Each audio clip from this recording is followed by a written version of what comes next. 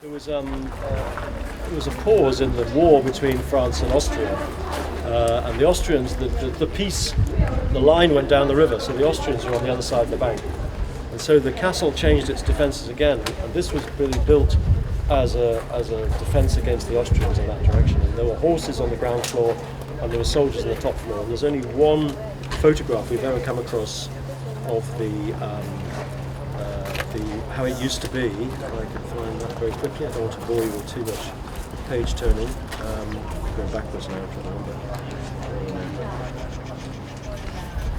There you go.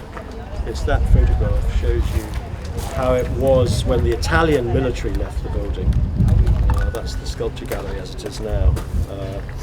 And then, obviously, in 1926 it became the civic, because the border with the Austrians went right up into the Alps, and because the Italians were on the right side of the First World War. And so they took that facade, as you saw the other day, and this was a totally different facade, and they put all these windows in it. The only ones that were left from the military facade are the square windows. And these were architectural salvage. And this used to be a parade ground, and it became a garden, quite a formal garden with fountains and what have you, of which two survived, this one, that one. That one used to sit against that wall, and it was moved over there. And you came in through the main entrance. Someone was asking about Juliet's balcony the other day. I'll show you the picture of that. You see the king, there's the king arriving. We're standing sort of here at the moment, yeah, so he's coming in through there. That's the piece of Juliet's balcony waiting to go to be installed as Juliet's balcony in 1926. There you go. So that's how you went in, and then you turn right, and this was all part of the museum as well. There was a great theatre up there called the Sala Borgian, which is still there as a room, although this whole part of the building was completely destroyed in the war. It was bombed. But they built it back before Scarpa's time, as it was. But the main entrance, we can't get in there today, the main hall was redesigned with the sort of quite interesting frescoes in it. So then you had this false facade, which also, as you can see, is symmetrical as well, which again was anathema to Scarpa. So he started playing with the facade and seeing what he could do. And the little bits of masonry are left from a much bigger idea. And Magagnata told me he had to actually, one of the very few occasions, he had to sort of say no. The Scarpa's idea was to actually take the wall down along the top of the roof and to have a sort of cut. You know that he has this habit of these very abstract lines, cuts, and to disassociate the wall from keeping the roof up, so sort of be orphaned in a way.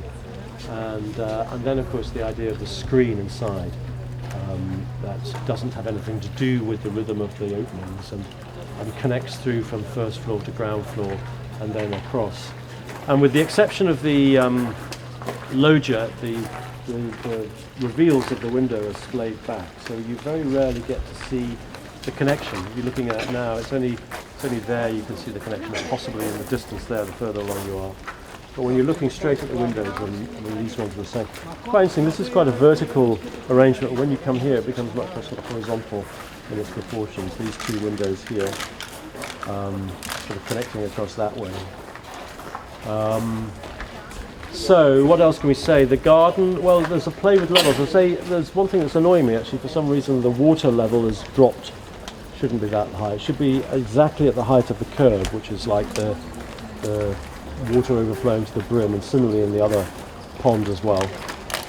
And then I think there's an idea of dissociating the bottom of the facade from the lawn, so you can't see the join. You can never see the join between the bottom of the building and the courtyard. So it's trying to make it feel cardboard-like, to make it feel what it is, which is a false facade. And he built this rampart concrete wall you can see facing us here. And at night time, when you see the beam inside and you see all these elements coming out in parallel from the inside, I think you can understand that he's really designing the garden and the sculpture gallery all at the same time. There is now on the inside a little sculpture which used to sit on the outside over there, but one of the nicest things is, because he's designing the exhibition in the building at the same time, you see there's an altarpiece with three saints in it over there in the loggia, and that's a little nice connection, isn't it? The three saints sit in their three arches, the object sits in the three arches of the loggia, so it's making a connection with the museum.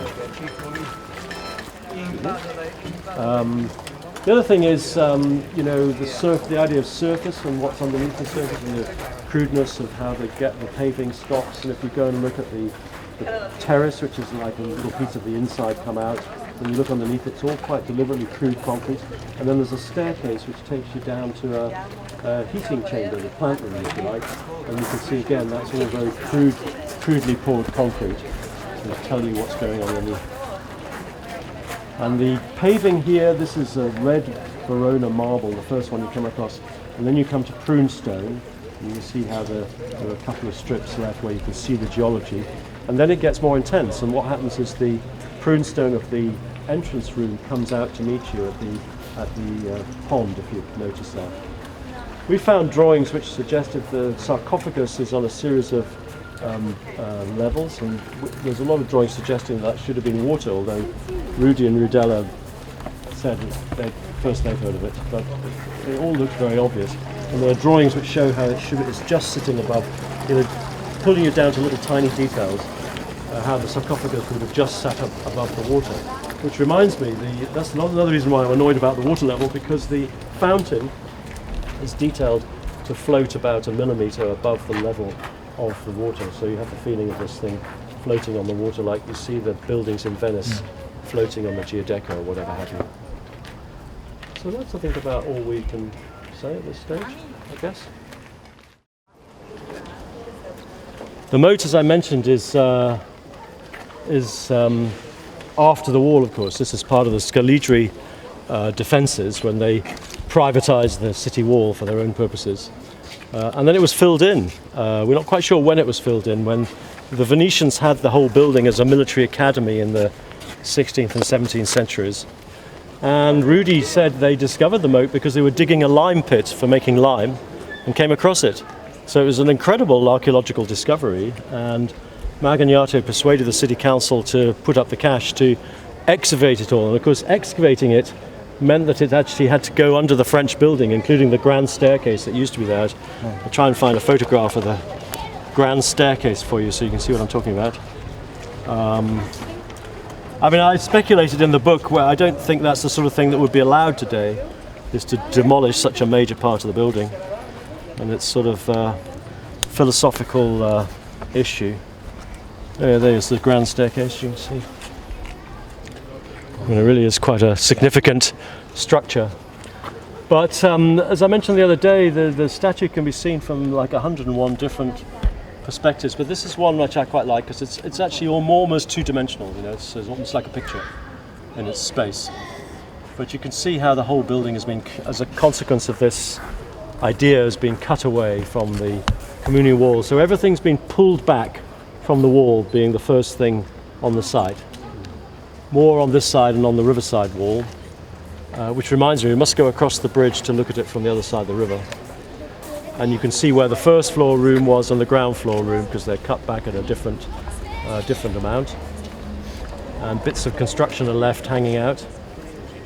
Who's those American architects who made their name doing sort of ruined buildings? What were they called? Sight or someone? I thought they had the idea. Scarpa was there years before them. Khan did a bit of that. Did he? Based his structures on Roman buildings. Oh, okay. So that's the sort of distant view of the Can Grande. It can actually, since everybody comments on it, it can be seen through one of these embrasures on the wall from the road outside. There's a certain point you can stand on the road and you can see the statue, and everyone thinks, oh, Scarpa was aware of that. It's nonsense. It's entirely just good luck entirely that it lines up. But the interesting thing is, although the moat was lost, you can see the French engineers knew about it because they had to build those piers that supported the facade as it went across the moat. You can see them there. So they knew about it. But it was a surprise when they discovered it. I think it was 1961 they discovered it. It's a major thing to forget about. And then it's the Scarpas Bridge as well, which is an asymmetrical structure, which doesn't make sense, of course, in terms of the structural logic, but it sort of launches itself off. If you look at it from over there, you can see it much better. This was a new entrance, which was not made by Scarpa, it was made in the 1950s.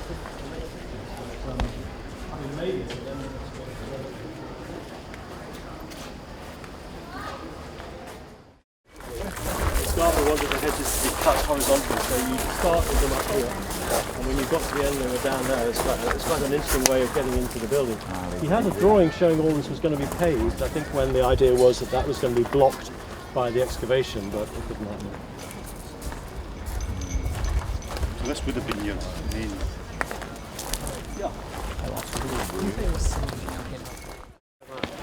There was an independent entrance to the Sala Borgian. You can just see it through there.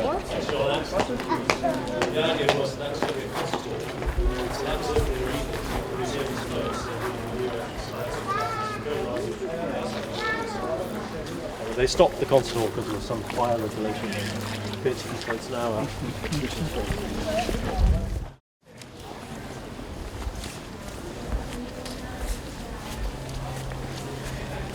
Do you think that had water in it? Well, no, it didn't ever have water, but there was, I think, a lot of the drawings were coloured blue, and there's a sort of sense of a cascade, or I think so. Scarpa had a huge number of drawings trying to work out how to meet the ground with this, and he never got it right. He never resolved it, actually. Right. But you remember the pattern of the floor in the Queen Stampalia? Here it is again. I've got a photo of this because what's really fascinating about it, how the colours have faded in the sunlight, which I suppose is life, isn't it, really? There's a photo here by a really nice man, Guido Pietro Poli, that he gave me. If I can find it for you. And you'll see how the photos, the colours have faded.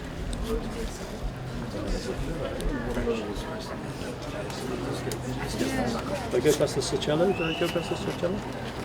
Yeah. No, that's not it. No, but I might have gone past it anyway.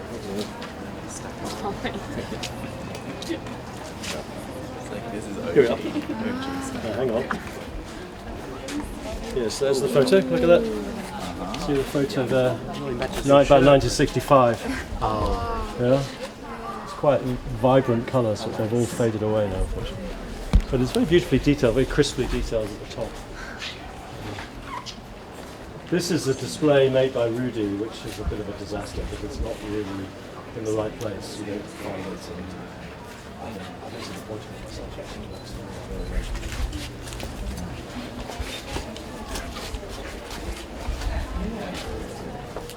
Church, Santa Anastasia in Verona, and if you look at it, it's again using all the colours of prunestone you get in around Verona. And if you look at it, it's obviously a sort of rotational design. But look at how Scarpa mounted it on the wall. He didn't put one there and one there. He mounted it in a sort of rotational kind of way.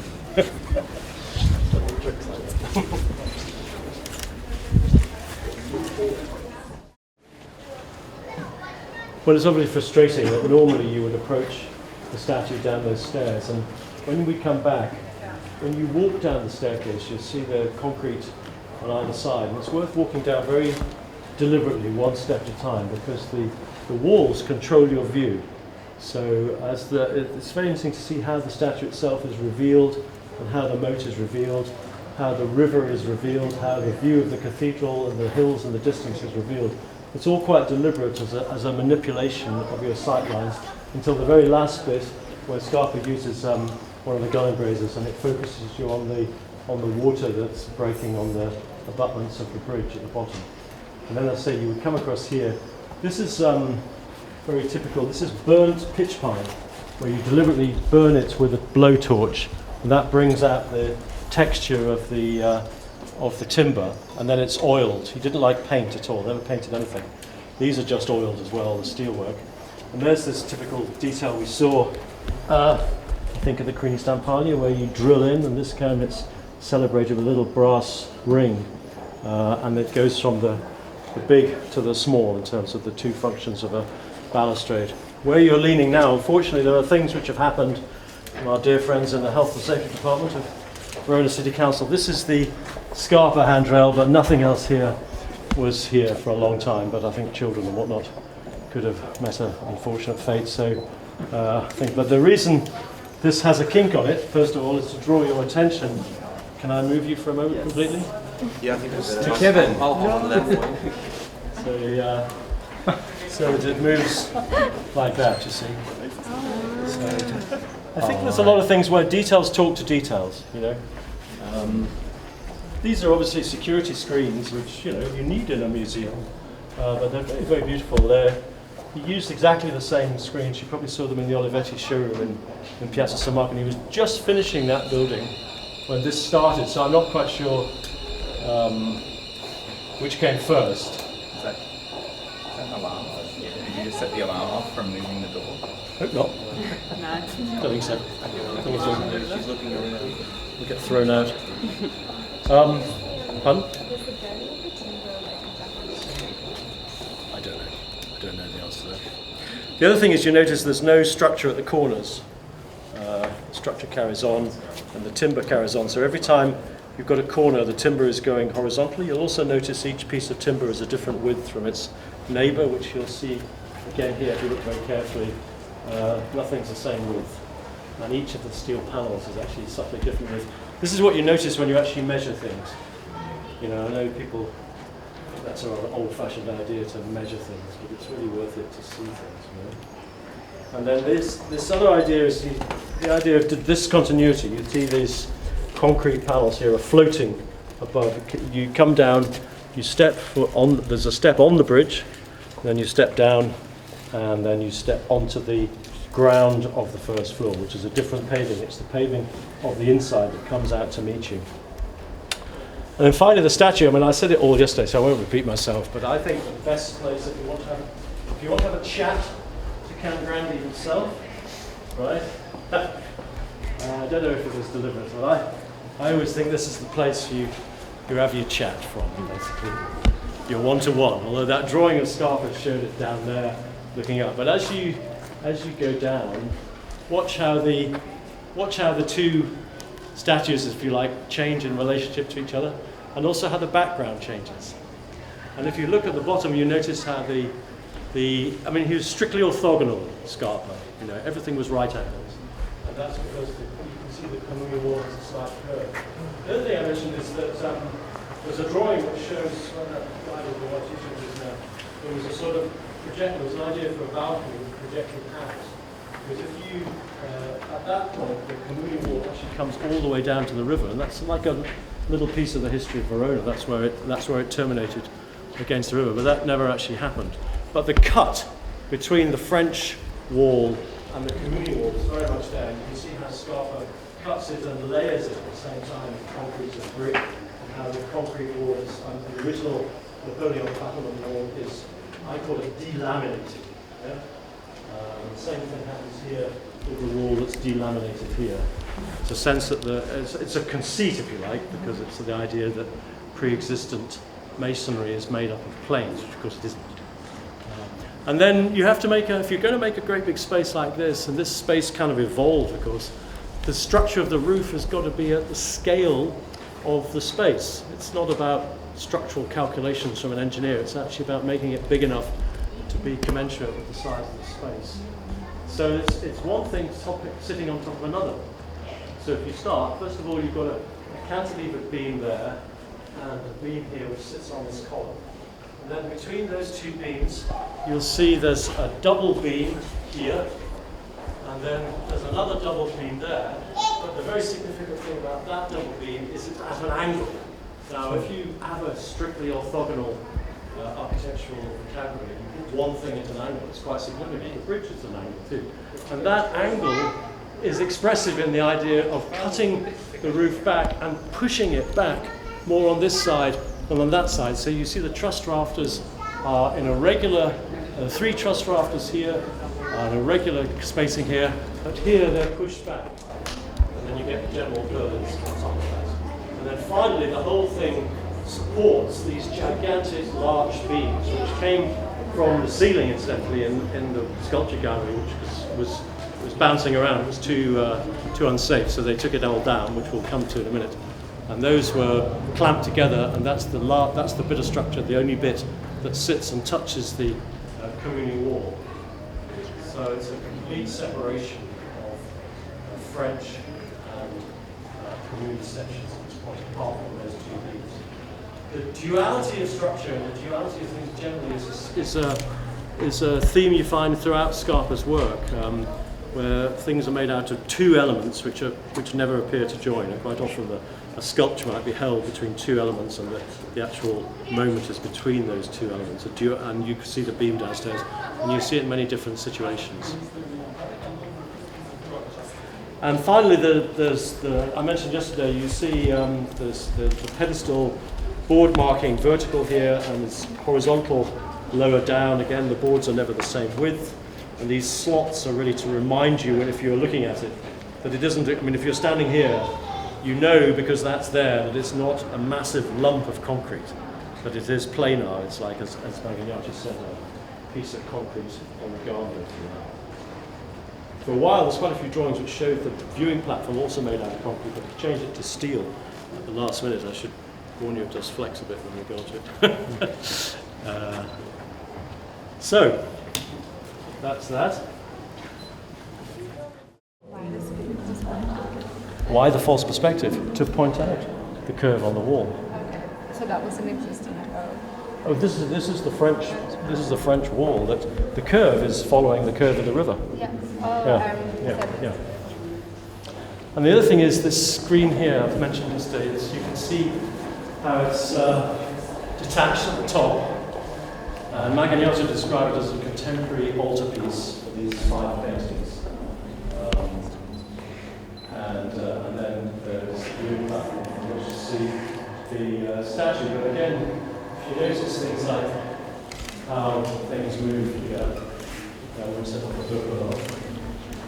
But this closes here. And this is where all these floors were lowered. These were all completely new floors. It was completely taken away because the original floors were flexing. They weren't kind of unsafe, but there were a lot of vibration. So they were all taken down in 1963, which will bring me to the story of the beam when we get there. But the floor was lowered, so the problem was how to get to the balconies. So Scarpa invented these concrete passageways, which also become seats, if you like. And then this security screen comes across hinges and what have you. And also radiators sit behind as well. Famous radiators. Is it security gate? Yes. But this part is empty. You're absolutely right. When it closes, there's a bit of a gap. You're absolutely right. Bit of a mistake by Scarpa there. These plaster ceilings, they get slightly lower as you go down. You can see there's a change of level here. And each time it gets lower, so when you get to the front room, it's about a different proportion from the bottom. It's like opening up the city wall. Well, no, they don't actually join the French wall here, but it's just each room becomes a slightly different proportion.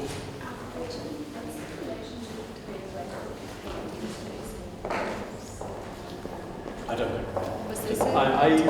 I don't know if the arrangement of the easels is original. There's quite a few things. This gallery in particular has had quite a lot of additional paintings. So it's not quite as sparse as it once was. I can show you things that are definitely not Scarpa. Incidentally, there was an idea here. You see how he's splayed the walls? So you get a view into the next gallery. Get in a car. This is a Tintoretto, but the screen was designed very much for it. It was a drawing of Scarpa showing how you came in here, and the sight lines organised, and the screen is just cut off, so you come in there and the sight lines just see together of the river. So that was all deliberately designed for paintings. And here's another one of these. This is the best one where it's like a seat, but it's also a walk up to the door, to the balcony behind it.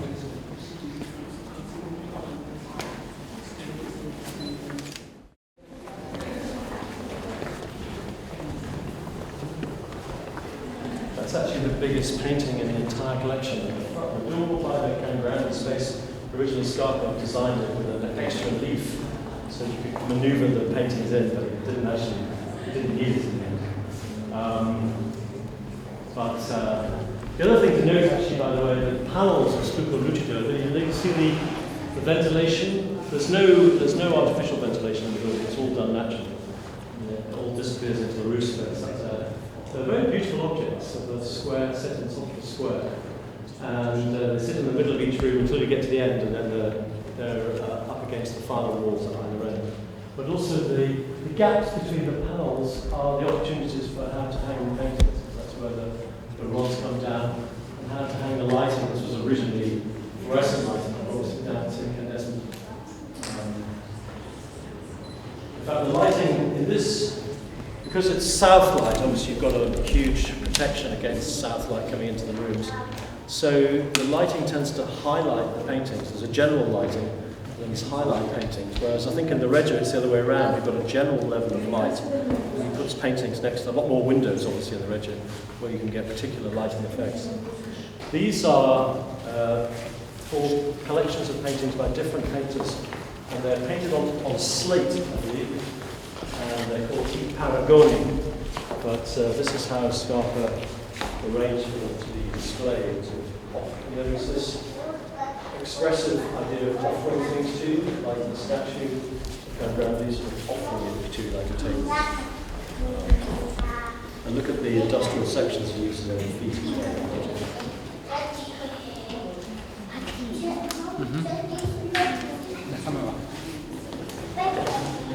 There's a general frame that's found in walnut. Sometimes you get original frames, if there's any original frames here. There's quite often windows like that when there's with a felt between the painting and the frame itself.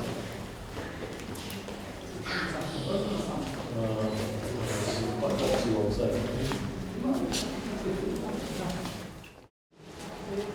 This was the last room in 1964. This is where the gallery stopped. And Scarpa had an arrangement of a sort of planter which stops you walking through there, which is very strange, because he wanted people to come in here, because when you've got a dead-end room, there's a natural tendency for people to bypass it, you know. So he wanted people to come in here and walk around it like that. This is one of the nice connections, a bit like the altarpiece downstairs in the garden. This is a painting of Matilda of Fanossa, I've forgotten the painter.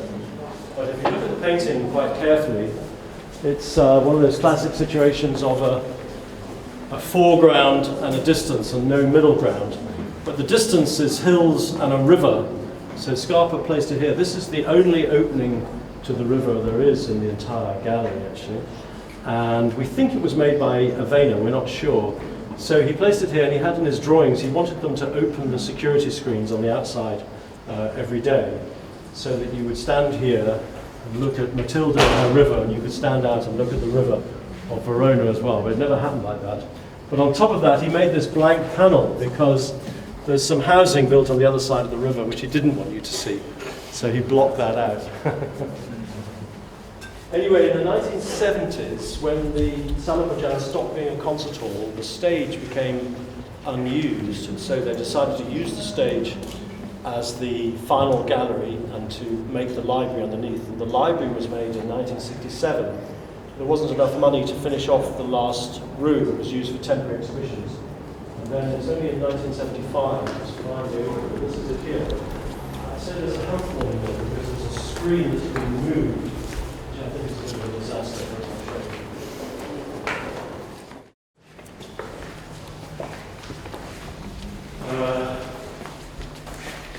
If you can imagine this screen originally sat starting about here, I was here, it went along there, and it blocked a view of what was then as a fire escape. And so the room itself seemed a lot bigger, and typically for Scarpa it sort of gathered you in because of the bend in the screen. But the most important thing is that all the plasterwork was done by Mario Luigi from Venice. But this is probably his most radical colour, the blue. And the reason it's blue is because this is the only room that doesn't get any south light. It only gets north light of these windows and that window. So I think Scarpa's idea is to sort of intensify the north lightness. The blue comes from these paintings. It's from these two paintings by Giordano. You see the incredible blue on these two paintings. And he wanted to make that connection to the ceiling, but I think again the screen is slightly screwed that up, so I'm always giving him a hard time about that. The height of the screen is exactly arranged. This is for this painting here. You can see that's where it comes from. And then this is the corner tower, I think I mentioned to you yesterday, the tower that was free. That was the last bit of the castle which came to the river before the French arrived. And so Scarpa was keen to detach it again. And downstairs it's completely detached, but here you get a little view of it through a glass floor. This here is actually a double layer. It's etched glass because behind that there's a passageway which takes you into offices in the tower, and beyond it is the battlements which are glazed. It's as amazing. well. But it's quite amusing if you're standing there and somebody walks through there. It's very sort of shadowy, ghost-like figures of people moving around, which is quite fun. It's a nice room, but they need to put the screen back. It's not a fire safe anymore. I don't think it is anymore, no. But I might be wrong about that. There's no signs for it on the fire station. And this is the last view you get, and you look out at the Arco di Galli, which is a Roman arch. It originally sat on the other side of the Castelvecchio and was used as a town gate for a while. And then Napoleon had it knocked down, but it wasn't thrown away. And then the Mussolini rebuilt it in this piazza here, and it's only in the last 10 years that they've paved it and set it off. But if you go in there, you can see that little piece of history.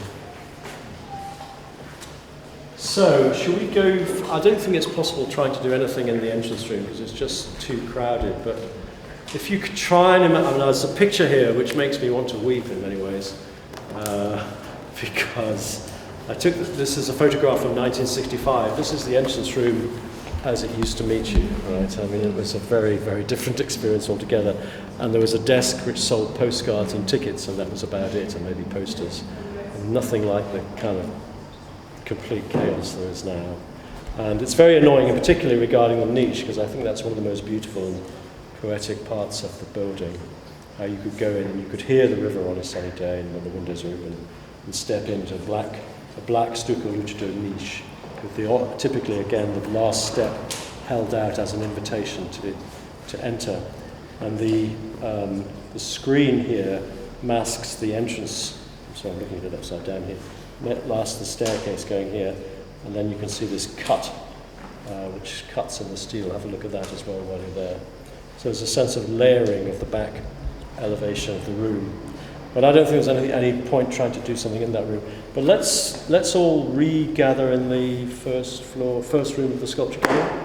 Yep. And then you're probably getting hungry, so I'll speed up a bit actually. Joins the tower from the south side, so the corner of the tower is in outside space again. And you see the detail there, excavating into the stone. And then here was a dark room for a photographer. That's what the octagonal door is. Screw, which you can see, screw holes are as opposed to rivets. And then the plasterwork of the wall dips down to meet a beam, with the idea that there's an illusion that the beam goes through the wall and comes out the other side. So you start off with an extremely prosaic engineering problem. You end up with a beautiful architectural solution. It's really now all the galleries together, like a string of pearls, really, if you like. But it's a very beautiful object in itself. He gave a lecture in Vienna. He said, I could have used one in the factory, but it wouldn't have been the same. Who was the engineer that he used? Maschietta. Yeah, we went to interview him, but he'd forgotten everything. He was a very old man in Venice. He couldn't remember a thing. What did you say about the difference between the rivets and the... Well, the rivets are literally riveting the sheets of steel together. So that's one sheet of steel, that's another sheet of steel, and that's a joining sheet of steel where you see a little niche. That's what you use rivets for. And then the screws, if you like, bolts, bolting the whole thing together. And if you look up, you can see there's steel blocks in between the two beams to hold them apart, to hold together to bring them firm. And then symmetrical back to back. While we're here, I mentioned the Sancello the other day. This is not by Scarpa. This is unfortunately by Rudy, and this was originally a bowl which now sits in the Bridge Gallery next to the Reggio. But everything else is by Scarpa off the white bricks. But you can see how This one comes from the steel beam keeping the windows. It's also detached from the plasterwork sticking out. And that springs from the steel. The steel is unequal. There's a little channel between it and the plasterwork. And the whole thing is received from the outside, is inserted into the window. So it's a nice example of indivisibility of exhibition and museum design. The floor, while we're standing here, is the big event, if you like, and it's orthogonal.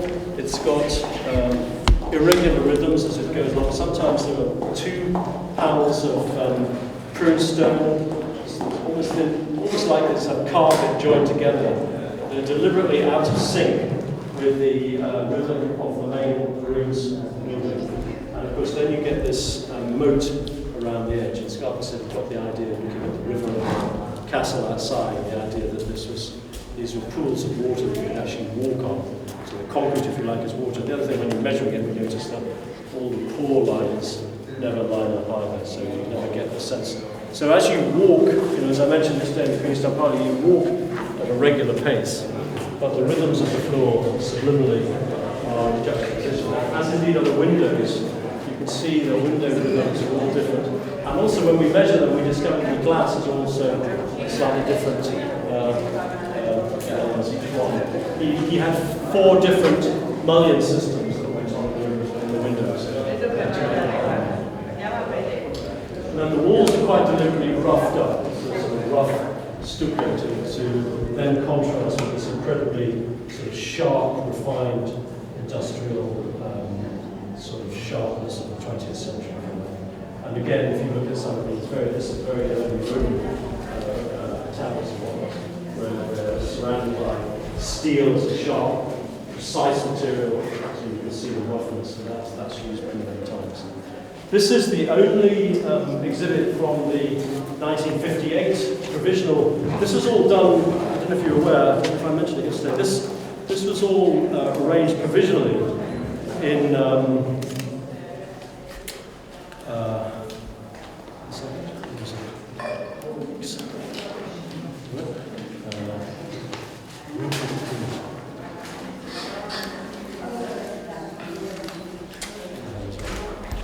here we are. This was his first arrangement in 1959, where you can see the original floor in a place that he didn't have very much money. And the ceiling is the same, and you can see how this pedestal, the sculptures were sitting on pedestals made out of prune stone. So the only thing that was reused actually was this arrangement. If you look down underneath, you can see it sits on steel squares which are turned into diagonals. Typically a niche to tell you about the nature of the stone that's sitting there. And everything is held above the floor by steel feet. Nothing sits on the floor. That's not by Scarpa, that's by Rudy.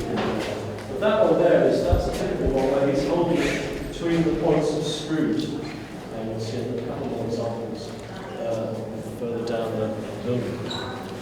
This is the famous room, in a way, probably the most famous room for figurative sculpture. As you come in, there's a lovely piece in Scarpas' documentary for RAI where he talks about St. Cecilia. He gave you the back deliberately so that you enjoy the folds on the back, the tassel of the hair. And then you come around these marvellous, this is very unusual to use stucco lucido on the horizontal plane. And they float so that you are actually having an eye-to-eye conversation with the statue. You come round and look at that, and then you carry on around and enjoy the back.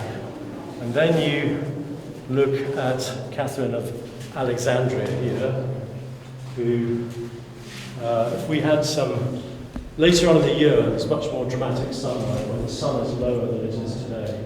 The sunlight comes in and hits all these folds on the sculpture. But the interesting thing is where the saints are all looking. St. John here is looking down, so Scarpa places him above you, so he looks down at the coming in. This is San Zeno, also looked down rather formally like that.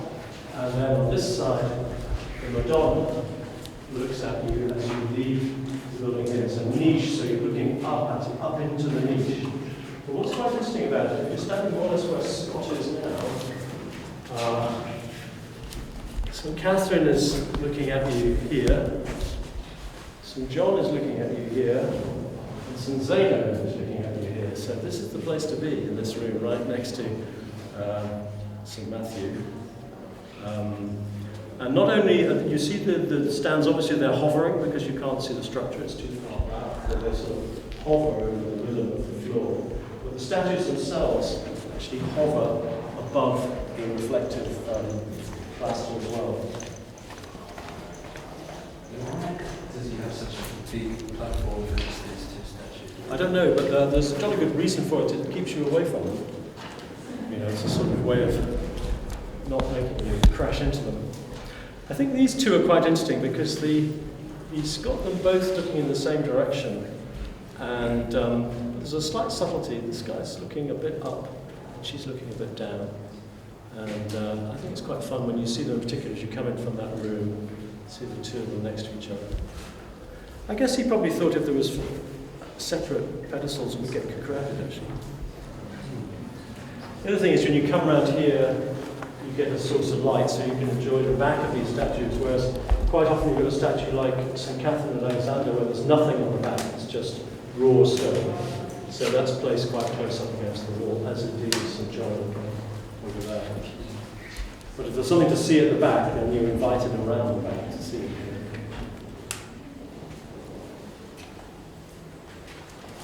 Crash on. Oh, I should mention, talk about this idea of rough versus smooth. These are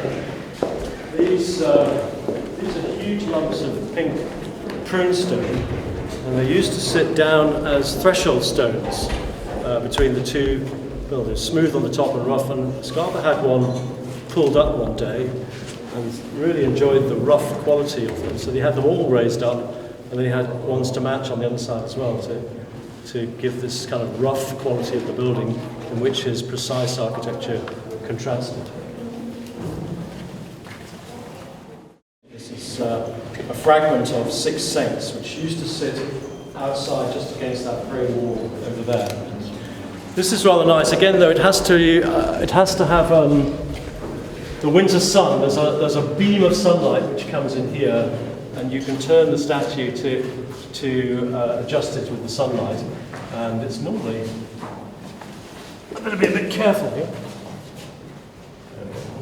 It's usually like that. And so the beam of sunlight comes out as Madonna of the Sorrows, and she's looking up at the light which comes down at her. But it's not really at this time of year you get that effect. And this is the only piece of colour, which I think is quite interesting, in the whole gallery downstairs. Everything is, as you can see, quite monochrome. This is a wonderful sort of terracotta sort of red. We call it Pompeii red. And it's probably, I think, really about this. It's about bringing out the red in the vein of the marble. And you've got two contrasting small Madonnas here. One of them is very asymmetrical, and she's facing the light with the faults, but she's facing you. She says hello as you come in through the archway, and she greets you there.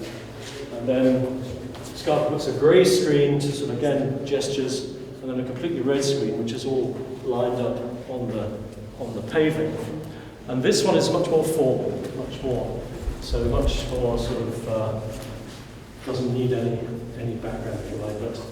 But look at the way the steelwork doesn't go into the plaster. The steelwork negotiates around on the side and like that. And then there's this Scarpa gesture of holding the object out for your inspection. Whether it's, you've seen that in the Sacello, you've seen it at a huge scale with the Can Grande, and here at a small scale again. Beautiful hand gesture saying, look at me, it's very beautiful. Expressive is the word.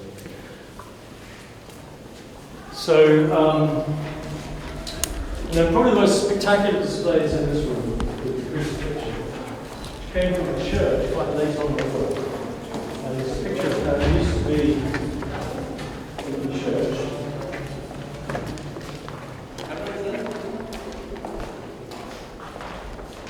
Here we are, there it was, if you can see that, up against the wall.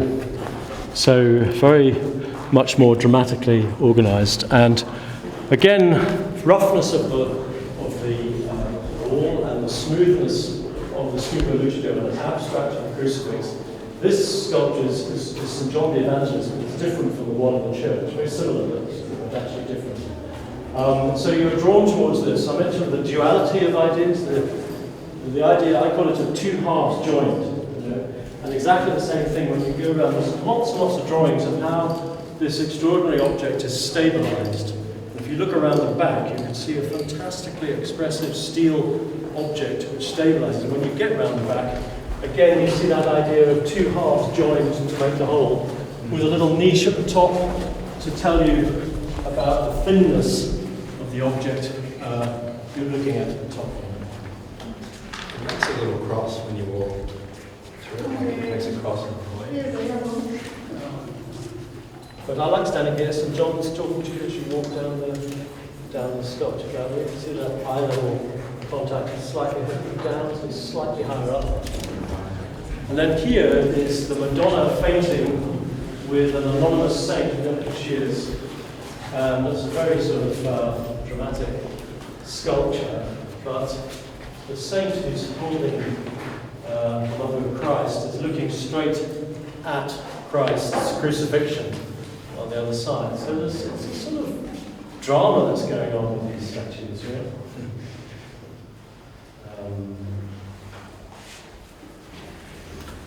Similarly, this one here is almost symmetrical, but then you notice it isn't. Christ is actually looking to the left, so Scarpas places it here, so his gaze intercepts you as you walk down, if you notice. He's looking down, so Scarpa puts him higher than he might normally be, so he looks at you about here. So they begin to come to life, don't they? There's a very spooky film they made at night in this gallery, where it's almost like the ghosts of the statues were let out. And finally, here, this is quite a small statue, but it's very dominant in the room. You can see it all four sides, and again, it's absolutely at eye level. You can have a conversation with them. This is part of a tombstone, which, like the ones in the first floor, is surrounded by steel to show you their rough qualities. These are two tabernacles, so a Renaissance one and a Gothic. This was on display in the 1958 one, and then Scarpa rearranged it with a black one of different proportions, as you can see, both but joined together and then cantilevered off the wall. I think it's really beautiful arrangement between the white and the black plaster. And similarly here you have these 6 prophets held between screws. Look carefully, you can see there's a screw connection, one at the top and 2 at the bottom. But again, the steel frame emphasizes the roughness of the original sculptures. And finally, St. Martin and Beggar sits here, and because he sits diagonally with the floor window, you either approach him from this side to see the composition. Again, in the wintertime it's more dramatic when you get light. I'll show you actually. 1 second. I think we've got a good photo of him here somewhere. I think. Got him somewhere here. Sidelight does a lot for these sculptures, as you can imagine. There we are. You see when the sunlight in the morning hits the statue, it's quite dramatic. Or you approach from the south side, because you can't approach sort of diagonally. So at this point, you see how the sculpture is still sort of in its rock that it was carved out of. And you can also go and have a look at the system on the back of holding it as well, which is quite fun. This is one of the most famous details in the whole building, and it's about introducing the idea of the moat, which was excavated in 1962-3. The whole thing is dropped into position, and you see of the 8 uprights, 4 of them hold the glass. Literally, it's just lowered down into position. And I mean, this is Scarpas' most jewellery-like, is it not? How the pieces are made. And there's a very nice, she did a full-size drawing of this, and it's one of the nicest drawings on the book here. Where he kind of planned the section and the elevation all get sort of mixed up together, which I quite like. Let's put it there, shall we? That's actually a full-size drawing of the whole thing, which is the elevation plan somewhere. There's another, I've forgotten where it is now. There was a plan somewhere, there's some sketches and whatnot. And he coloured things to distinguish the different materials he was using. See the little details like that and what have you. Could do with a bit of a clean. That's true of most things here. So, finally, this used to be another room, of course. And then finally, it went through different changes. And in the first gallery, all that happened was it became outside space, but it was still a room because the walls of the courtyard had not been demolished and the ceiling was still there. The staircase that used to sit here was taken away, and this effectively became the difference between inside and outside. It really was still a room. And Scarpa had put the statue of Cangrande over there in the courtyard, and so the idea was you would see it through his newly opened Portico Morgan. So the paving all dates from 1958. This was all redone then. Then it became an outside space in 1962 to 4. Oh, these are security screens, all bugger. They all go across there and they concertina up like that and come back at night.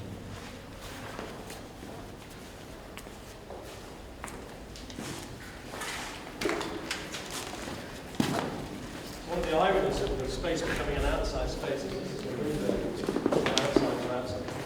Completely security screen, which is absolutely wonderful.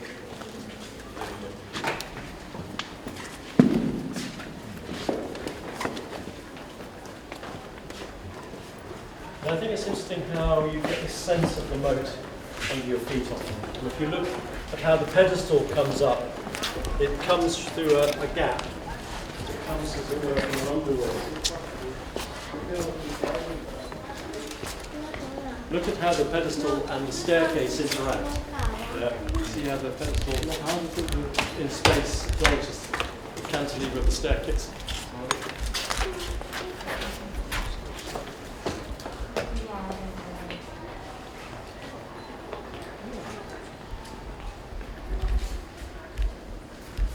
So when you go to the Piazza del Sol, this is the angle at which you see the count from below. That's how people only would have seen him, apart from Ruskin, who climbed up there.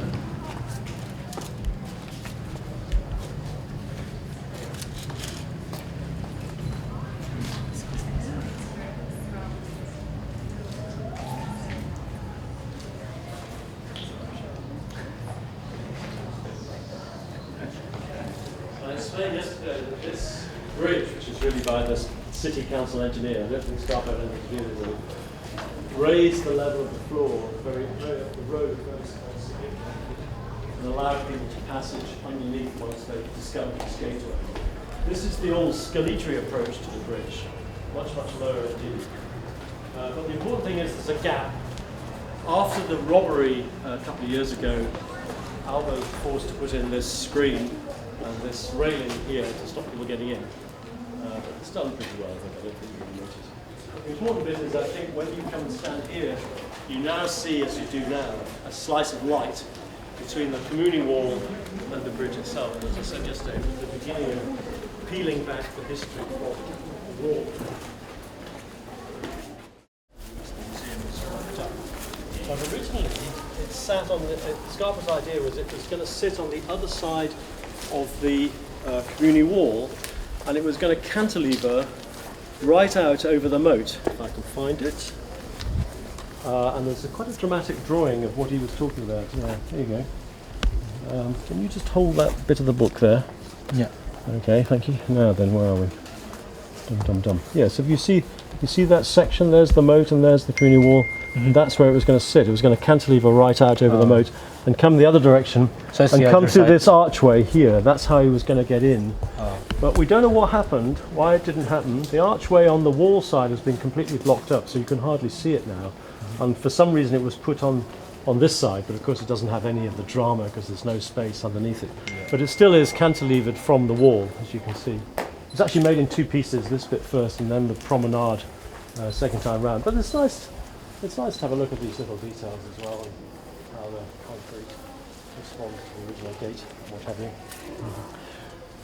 And the other thing to realise about the Torre del Mastio here is there was no connection between, which is quite normal in these fortified towers, there was no connection between the ground floor and the first floor, because obviously that would be a military weakness. And you can just see, if you look very carefully, where there used to be a staircase which came down from what is now a balcony. Yeah? And that joined the level of the road that used to be there. This was the road that was pushed up in 1958. And so that staircase was taken away. And then Scarpa's new staircase put in for the exhibition in the Reggio, which is where he started his life here. And there's a cut in the vault to allow the staircase to take you from the ground to the first floor. That's where the Can Grande was. In fact, I'll show you extraordinary actually why they should put such an important statue in such an unlikely place. It's almost as if they didn't want people to look at it. It's very strange.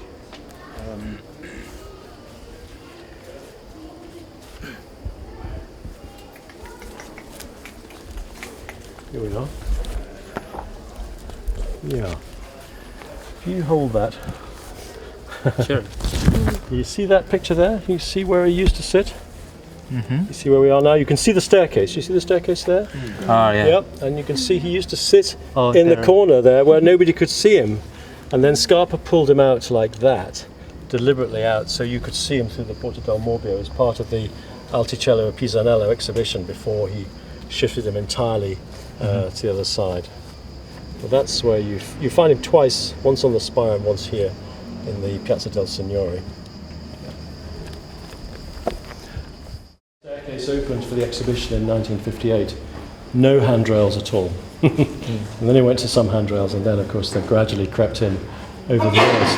What it's made out of, the brick used to be on the floor of the Reggio, and it was reused as a brickwork. But you notice the two corner conditions here, whereas one's a cut like that, and one's a sort of interlocking here in the corner there. And then the prunestone staircase, I think, is very beautiful when you look at the detail of the actual surface here, and then how the bottom level is pulled out and also turned at the corner. So you're invited on this side to enter the staircase. And then the prunestone is held on little bronze brackets at the bottom there. Around here. This is by Rudy, this is not by Star. But he had a different idea, which was not carried out for some reason. I don't know why.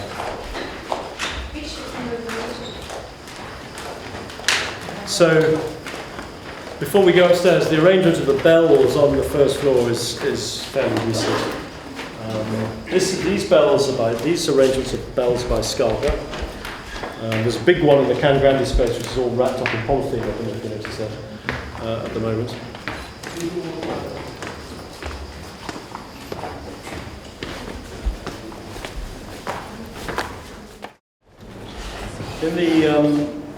There were two exhibitions really, the exhibition in 1958 and then the current exhibition, which was completely rehung after 58. A lot of paintings went to other museums from which they've been borrowed.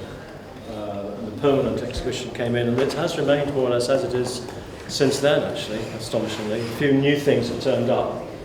And it's generally arranged chronologically. So the earliest work is in here. In a way, the work to the building is extremely limited. It's the actual exhibition itself which is quite radical. These are new floors of Masonia wood from West Africa, and the curbstone is Closetto limestone, and there's some nice details when you get to the thresholds. When I first came here, there was linen screens that were moved during the course of the day, depending on where the sun got to, but they seem to have disappeared. I don't know And then there's a variety of ways of showing the work. Again, when you've got fragmentary work like this, it's quite often deliberately contrasted with a very sharp steel frame. And this is rather nice one. There's a timber one here, where you can, this is Scarpas frame for it, where you can sort of measure the depth. You see the bow on the timber as well. These were reproduced from his one he put in the Sagella. It's the same design, minus the feet.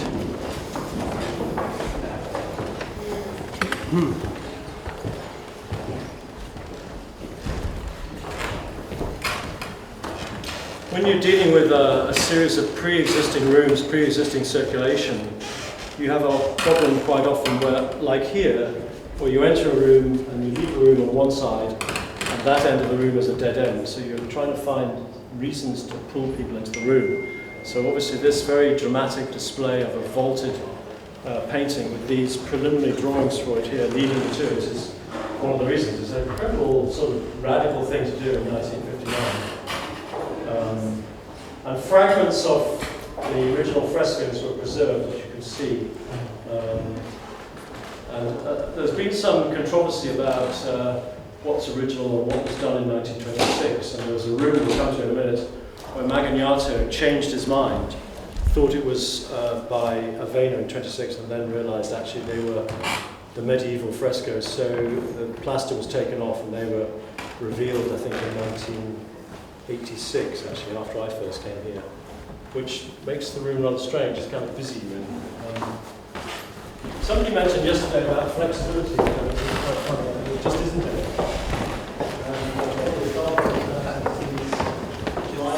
Shelves which can be walls. They are all these triptychs. That's all they're going to be forever and ever, which is why would you want to move them? I mean, I think it's a sort of modern idea. You could say it's a lack of self-confidence these days. Scarpa was very confident about this way that was going to be, and why should it have changed? Seems fair enough to me. Richard, do you know why there's like some kind of like extra No, no. Why is it an angle or why is it a plaster? This room is a temporary smooth plaster. I'm not sure it's original actually.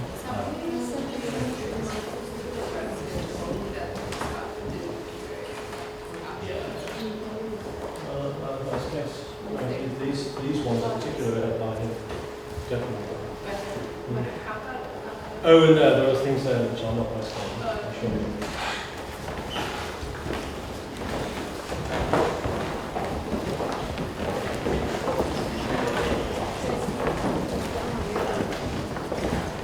So this is the room where the frescoes were re-exposed.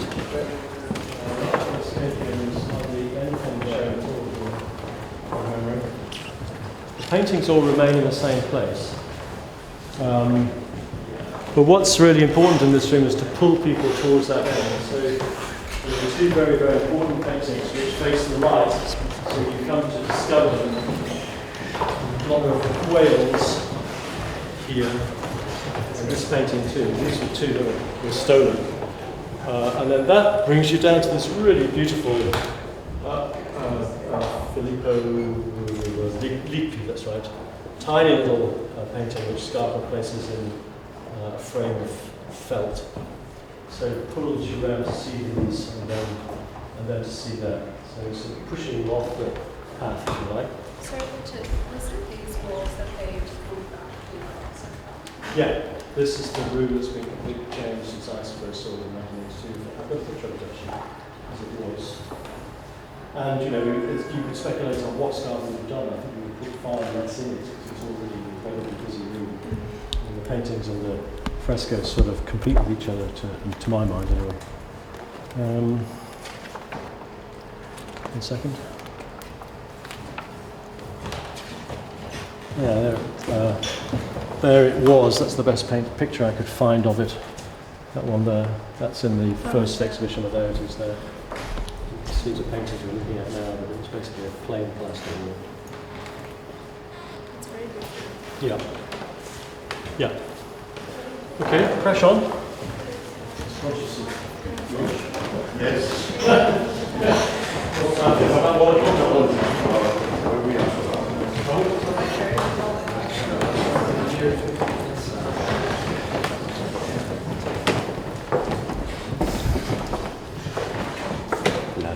just what everyone waiting for. This is a very unusual one by Scarpas. It's sitting on these rods, which normally means he has it in a freestanding arrangement, but it's actually up against the wall. This was the 1968 Museum's administration here. This opening was made and finally used in 1964. And hello, there's a painting in restauro, I can see it. And there's a nice series of sketches we found, actually, which have been published for the first time in the book, as to how this threshold was going to be. There's a better idea where you actually walk into the wall, I think, than the one eventually included. And again, Scarpa had the easel sitting in opposite directions to each other, so you were invited in by the back of the painting and sets you up on a rotational journey, but for some reason they turn them both in the same direction. So is this like? This is by Scarpa, yes. Mm-hmm. Yep.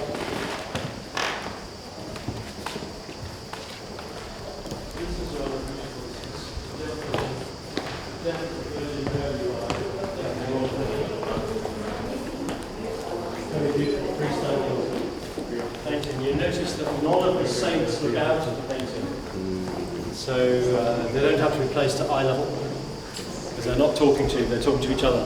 Right? So he places it at a level where your eye level just sees the next room over the top of the painting. This is a piece of green alpine marble which has then been chipped to get that idea.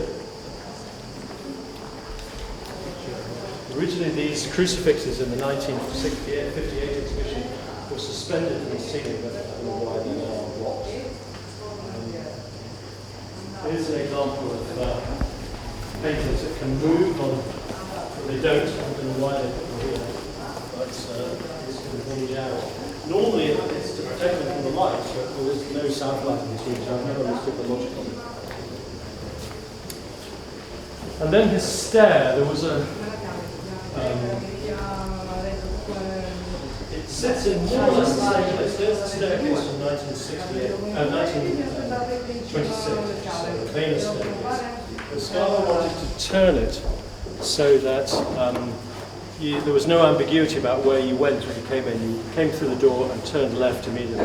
And then this one turns around and picks you up. But again, the problem is handrails that have appeared. You can see how it was when I came across it there. It was very sparse with handrails. The bottom bit had none at all. And and of course now it's festooned in them, which is really frustrating. There's quite an amusing detail. When you see this beam, it was cut off. Yeah, I think probably even in medieval times. So it makes no structural sense whatsoever. It's completely mad. Scarpa recognised that, and he had a series of drawings showing how he was going to try and suspend the beam from the ceiling to make sense of it. Not to actually literally structurally hold it up, but just to sort of make architectural sense of what was otherwise a nonsense. But they never happened. As you go up the staircase, you'll see there is a painting, or two paintings, one on top of another, which pulls you up the staircase and towards them, and that sets you up in an anti-clockwise direction upstairs. And then that's it, because we won't be able to get much further.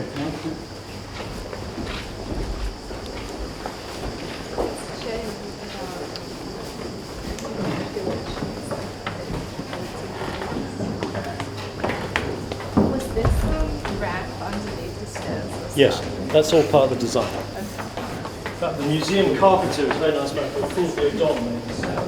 So this is the piece of nonsense. So, you know what the design intention was behind the screen? No. In a word. Seems like Scarpa just did whatever he felt like. Yes. They will. So this is the painting you gradually revealed as you come up the staircase. This is brand new by Alba. It's not been there a year.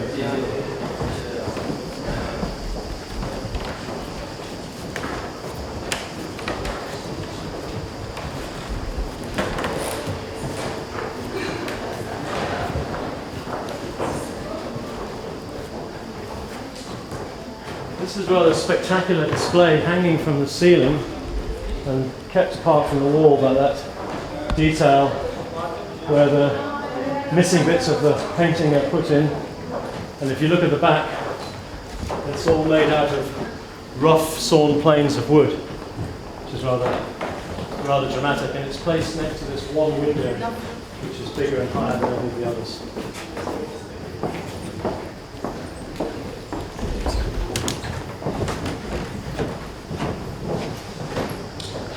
And this was the other administrative room. This has got a very unusual skirting detail, which is unique for steel. And there used to be two easels in here as well, but no longer. So let's crash on.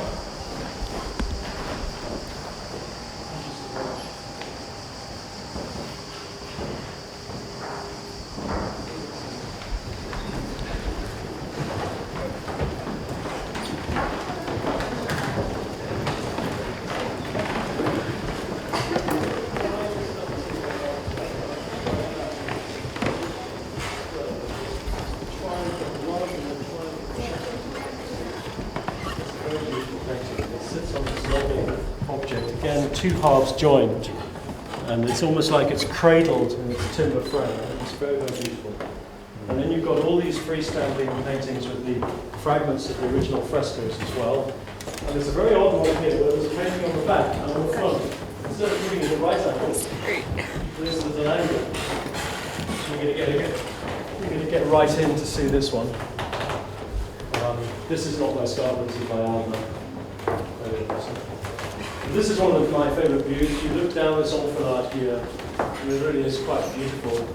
But the two of the most important paintings in the collection are two Madonnas by Bellini at the far end. But you'll notice they're quite deliberately just set off to the left-hand side. They're not set axially on the enfilade.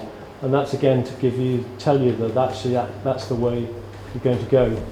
So I won't talk while we go through these rooms, but basically you get some rather special paintings put on this special location on the right-hand side, and some rather large paintings put on that side to pull you to that side of the room. There is one very beautiful painting just on the other side of that wall, which is a fragment where Scarpas put the original frame size. It's a fragment of the Madonna and child. The child is there, but the Madonna's gone. So it's quite brilliant, actually.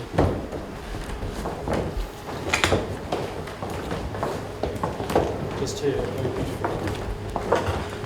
It's a very large object there. That's by Albert. So that would be something. Yeah.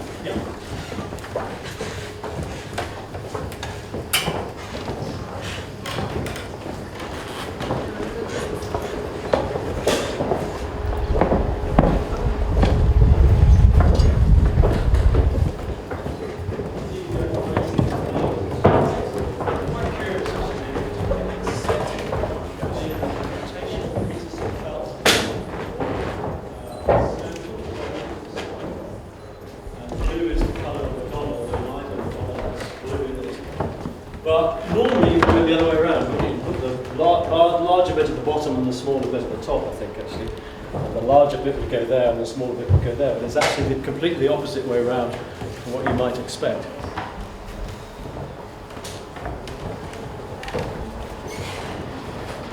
We've got one more room and that is it.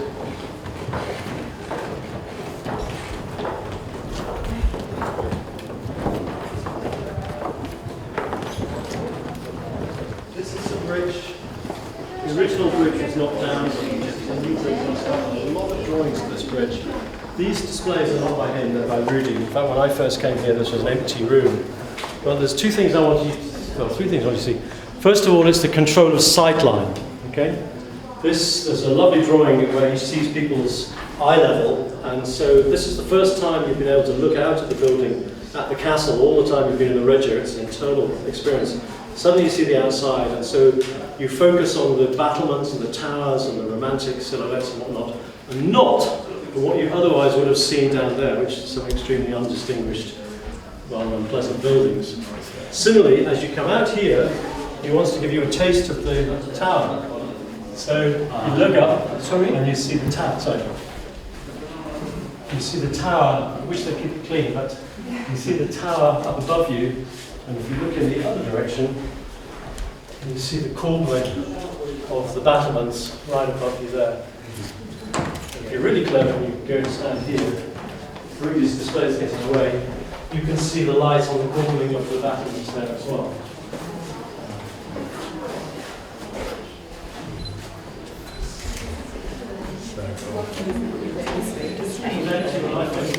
This is quite Rudy.